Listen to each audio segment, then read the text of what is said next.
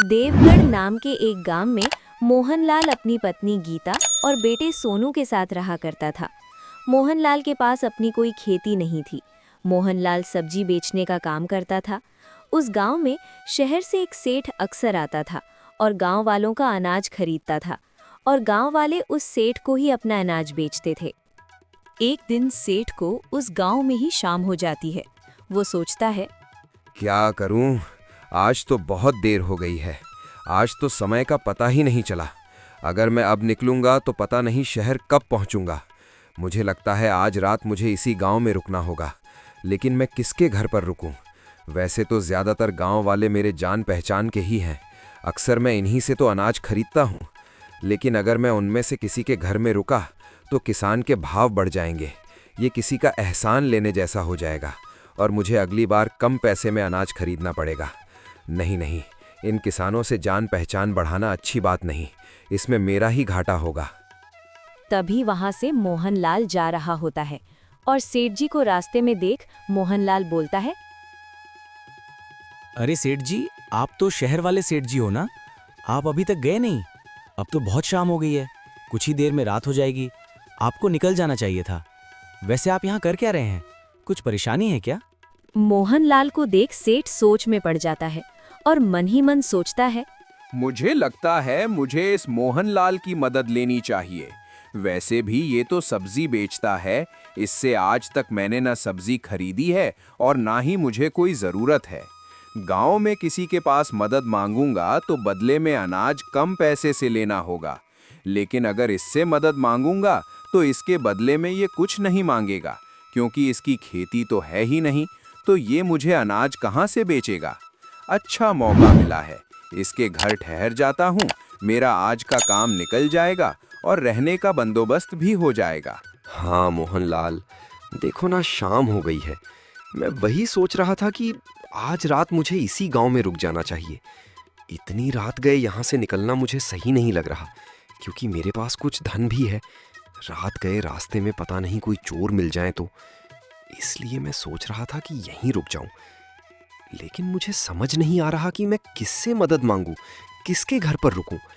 पता नहीं कोई इस बात के लिए राजी होगा भी या नहीं, और मुझे किसी को तकलीफ देना अच्छा भी नहीं लगता।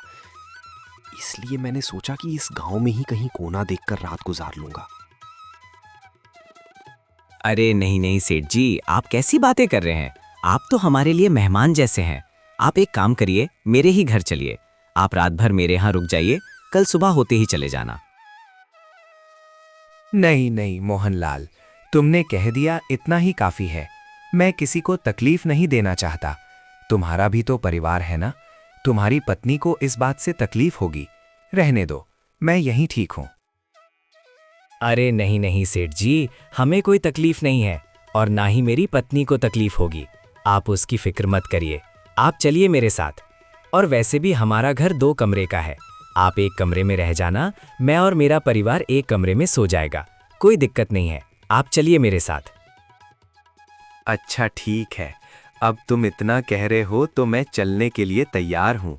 वैसे मोहनलाल, तुम्हारा बहुत बहुत शुक्रिया। तुम्हारा तो मुझसे कोई लेन देन भी नहीं है, फिर भी तुमने मेरी इतनी मदद की। सचमुच तुम बड़े ही नेक दिल हो। सेठ भानु प्रताप को लेकर मोहनलाल अपने घर जाता है और अपनी पत्नी को सारी बातें बताता है। जी ठीक है, कोई बात नहीं। आज की रात की ही बात है ना? वैसे भी रात में बाहर रुकना भी सही नहीं है। आपने ठीक किया। वैसे मैं खाना बनाने जा ही रही थी, उनके लिए भी बना देती हूँ। हाँ गीता, उनके लिए भी खाना बना दो। गीता खाना बनाने लगती है। फिर सभी लोग बैठकर खाना खाते हैं। खाना खाने के बाद सेठ भानु प्रताप एक कमरे में बड़े आराम से सो जाता है। और फिर दूसरे दिन, अच्छा मोहनलाल, अब मैं चलता हूँ। तुम्हारा बहुत बहुत शुक्रिया। तुमने मेरे लिए बहुत अच्छी व्यवस्था की। खाना भी बहुत स्वादिष्ट था। कोई बात नहीं सेठ जी, आप आराम से जाइए। ऐसे ही कई दिन गुजर जाते हैं। सेठ फिर से गांव में अनाज खरीदने के लिए आता है। उस दिन भी उसे शाम हो जाती है। तो सेठ सोचता है, एक काम करता हूँ, मोहनलाल के घर ही चला जाता हूँ। मुफ्त का खाना भी मिल जाएगा और रात भर रहने का भी इंतजाम हो जाएगा। ऐसे ही कई दिन गुजर जाते हैं। सेठ भानु प्रताप फिर से गांव में अनाज खरीदने के लिए आता है। उस दिन भी उसे शाम हो जाती है। तो सेठ सोचता है, एक काम करता हूँ, मोहनलाल के घर ही चला जाता हूँ। मुफ्त का खाना भी मिल जाता है और रात भर रहने का भी इंतजाम हो जाता है।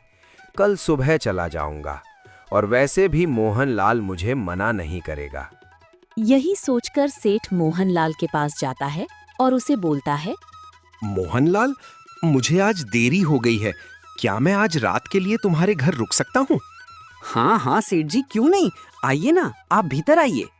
उस दिन भी गीता सेठ के लिए खाना बनाती है और सेठ खाना खाकर बड़े आराम से सो जाता है और दूसरे दिन निकल जाता है। ऐसे ही दिन गुजरते चले जाते हैं और ये सिलसिला ऐसे ही चलने लगता है। अब भानु प्रताप ने अपने रहने का ठिकाना मोहनलाल के घर को ही बना लिया था। अब तो वो सीधे सीधे मोहनलाल के घर जाने लगा। एक दिन ऐसे ही भानु प्रताप मोहनलाल के घर आकर बोलता है, अरे मोहनलाल, बहुत तेज भूख लगी है, अपनी पत्नी से कहकर मेरे लिए खाना बनवा दो। मोहनलाल अपनी पत्नी गीता से कहता है तो गीता बोलती है, ये क्या है जी, अब ये तो हर बार हमारे ही घर आने लगे हैं। हमारा घर क्या कोई धर्मशाला है? एक बार हो गया, 2 बार हो गया, पहले ही हम जैसे तैसे अपना गुजारा करते हैं। ऊपर से ये सेठ हर दिन आ जाता है।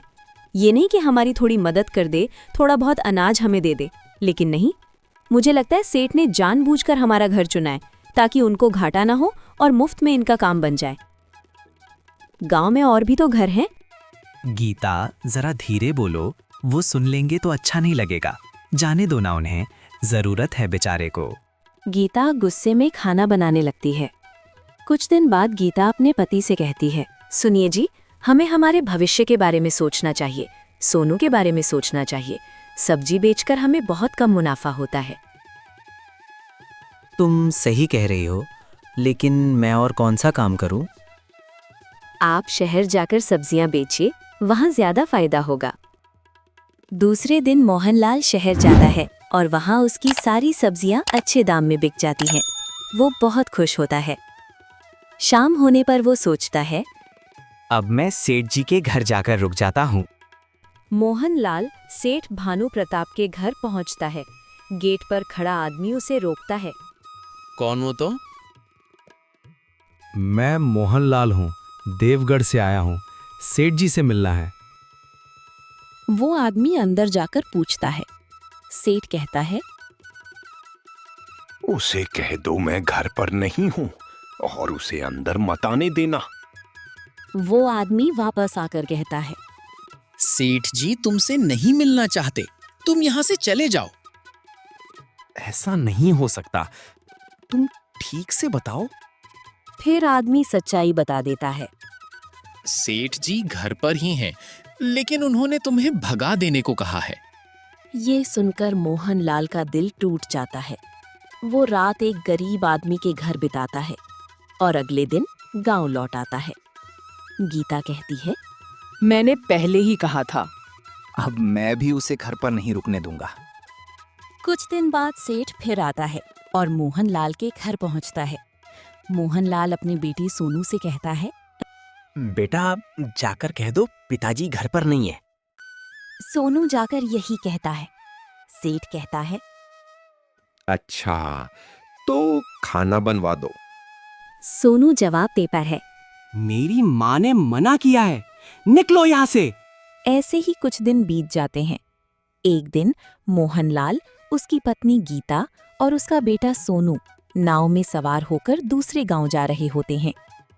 गांव वाले भी उसकी बातों में आ जाते हैं और सोनू भी उसके साथ जाने के लिए तैयार हो जाता है। शहर पहुंचने पर सेठ अपनी पत्नी रुक्मिणी से कहता है, सोनू सब सच बता देता है। कर वो उसके साथ जाने के लिए तैयार हो जाता है। घर पहुंचने पर शिवनाथ की पत्नी पार्वती भी सोनू को देखकर खुश हो जाती है। दोनों उसे अपने बेटे की तरह अपनाते हैं। धीरे धीरे सोनू का जीवन बदल जाता है। वो पढ़ लिखकर एक अच्छा इंसान बनता है और खुशहाल जीवन जीने लगता है। लालच करने वाला इंसान कभी खुश नहीं रहता। सच्चाई और अच्छाई हमेशा जीतती है। जो दूसरों का बुरा सोचता है, उसका अंत भी बुरा होता है।